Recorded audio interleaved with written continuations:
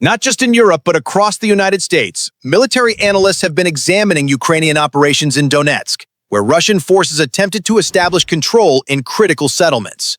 Two locations, the Pokrovsk and Dobropillia junction, became central examples of tactical countermeasures. Initially, Russian forces reported occupying significant areas in these settlements. Tanks advanced to breach Ukrainian defenses. Artillery softened the front lines, and trenches, command posts, and supply depots began appearing. At first glance, the situation appeared favorable for Moscow. However, within weeks, Ukraine regained control over these territories, demonstrating a methodical approach to counteroffensive operations. At the start of September, Ukrainian Commander-in-Chief Alexander Syrsky confirmed that forces had temporarily lost roughly 5 square kilometers along the Pokrovsk axis.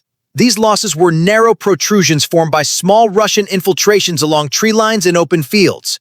Russian troops had begun establishing defensive positions, but Ukraine responded methodically. Ukrainian forces identified Russian flanks and established fire zones on retreat lines. Medium-range artillery and rocket systems targeted identified supply and reinforcement routes. Russian convoys entering Pokrovsk, especially those with main battle tanks, were neutralized with precision using HIMARS rockets. Each day, 1 to 3 convoys were intercepted, while UAVs continuously monitored enemy movements, preventing consolidation. Counterattacks were conducted in short, focused intervals rather than single large-scale strikes. Ground units moved into cleared buildings and trench lines, establishing temporary defensive pockets. These positions were flexible, allowing rapid advancement or withdrawal as necessary. Within days, Ukrainian forces reclaimed over 26 square kilometers, more than 5 times the territory initially lost.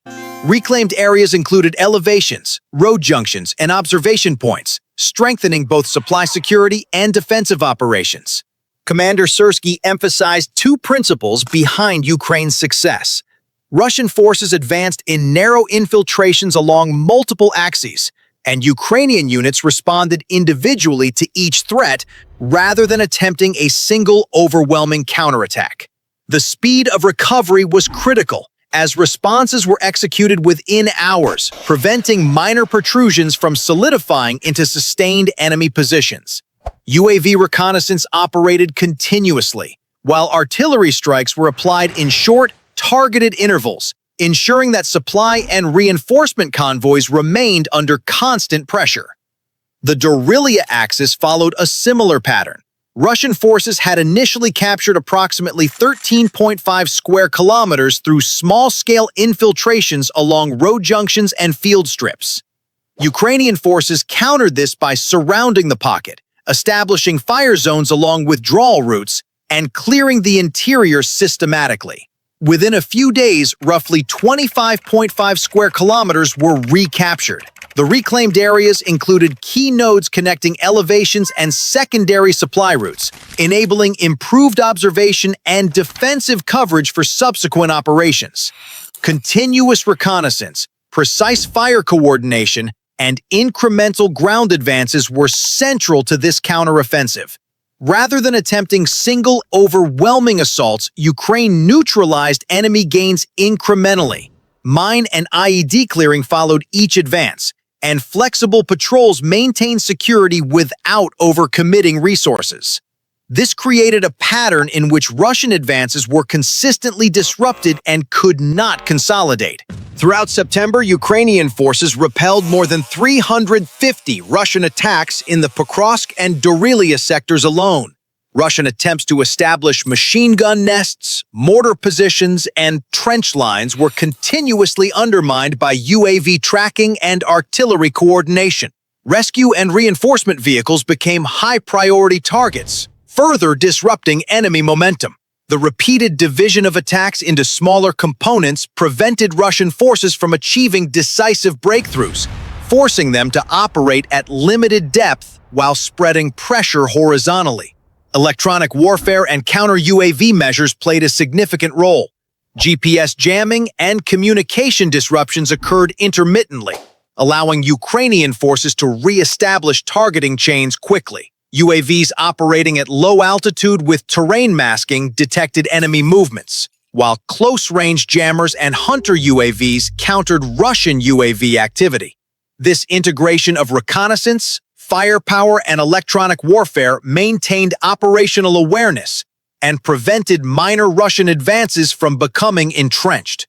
Logistics and civilian infrastructure management supported frontline operations. Rapid response teams repaired electricity, water, and communication lines in settlements near Pokrovsk, stabilizing civilian conditions and indirectly sustaining troop morale. Control of terrain remains central. Open fields, tree lines, small elevations, culverts, and road junctions determine the effectiveness of both defensive and offensive operations. Holding elevated positions provided superior visibility, while minefields and fire zones directed enemy movement into manageable areas, allowing the defense to exploit bottlenecks. Russian attempts to apply pressure continued, including the use of marine infantry in narrow urban-rural fronts. Short-term gains were quickly negated by coordinated Ukrainian firepower and reconnaissance. Armored and motorized groups were forced into small pockets where momentum dissipated, preventing single-wave breakthroughs. Repeated small engagements combined with precise targeting of supply and reinforcement nodes ensured that any Russian advances remained temporary and isolated. Weather and terrain will continue to influence operations in the coming weeks.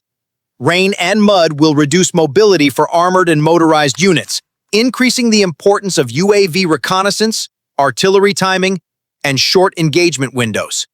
Continued pressure on rear depots and transfer nodes is likely, but as long as Ukraine maintains fire synchronization and reconnaissance, Russian gains will remain limited. The Ukrainian approach in Pokrovsk and Dobropillia demonstrates the effectiveness of continuous small-scale counterattacks, rapid recovery, and targeted fire coordination. Rather than relying on large, single strikes, Ukraine disrupted Russian operations incrementally, reclaimed significant territory, and maintained defensive superiority. The total liberation of more than 58 square kilometers in these sectors over the past month illustrates that this method is systematic and replicable, emphasizing precision, rhythm, and terrain exploitation over sheer numbers. Operations in Pokrovsk and Dobropillia show that control of terrain, timely reconnaissance, and incremental counterattacks can prevent an opposing force from consolidating gains. The Ukrainian army's methodical approach turned temporary losses into sustained defensive and operational advantages, demonstrating that effective coordination, speed, and tactical discipline can outweigh raw force in modern conflict. Thank you for watching.